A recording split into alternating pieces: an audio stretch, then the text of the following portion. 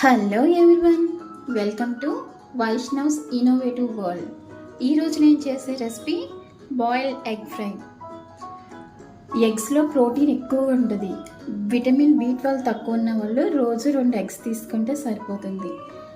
ఇందులో ప్రోటీన్తో పాటు కాల్షియం కూడా ఉంటుంది, సెలీనియం, ఫాస్ఫరస్ కూడా ఉంటుంది.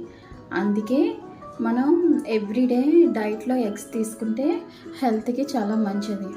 ఎగ్ కర్రీని ఒకేలా చేస్తే బోర్ కొట్టేస్తుంది. అందుకే ఈసారి ఇలా ట్రై చేయండి.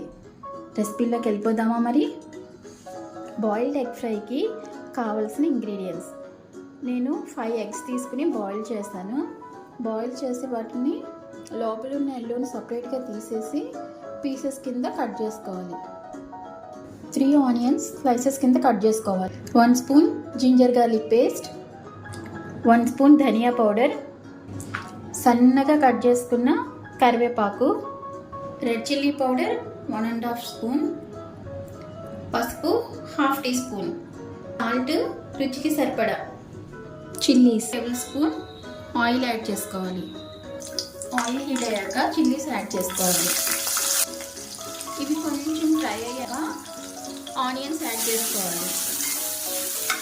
ఆనియన్స్ త్వరగా మగ్గిపోవడానికి సాల్ట్ యాడ్ చేసుకుంటున్నాను. ఆనియన్స్ని మూత పెట్టి మగ్గించుకోవాలి. ఆనియన్స్ బాగా ఫ్రై అయిపోయాయి. ఇందులో కరివేపాకు త్వరగా యాడ్ చేసుకోవాలి. కరివేపాకులో ఎన్నో హెల్త్ బెనిఫిట్స్ ఉన్నాయి.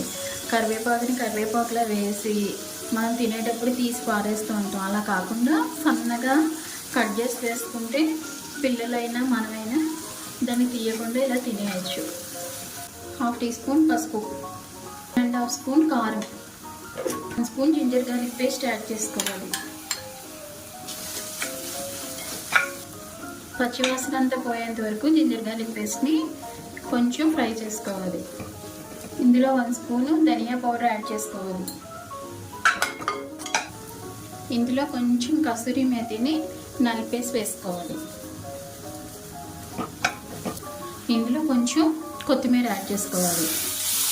మనం కట్ చేసి పెట్టుకున్న బాయిల్డ్ ఎగ్ని యాడ్ చేసుకోవాలి.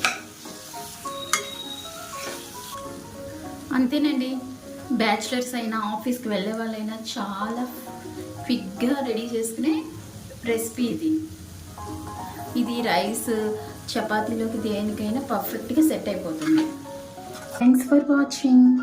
Please like, share, subscribe.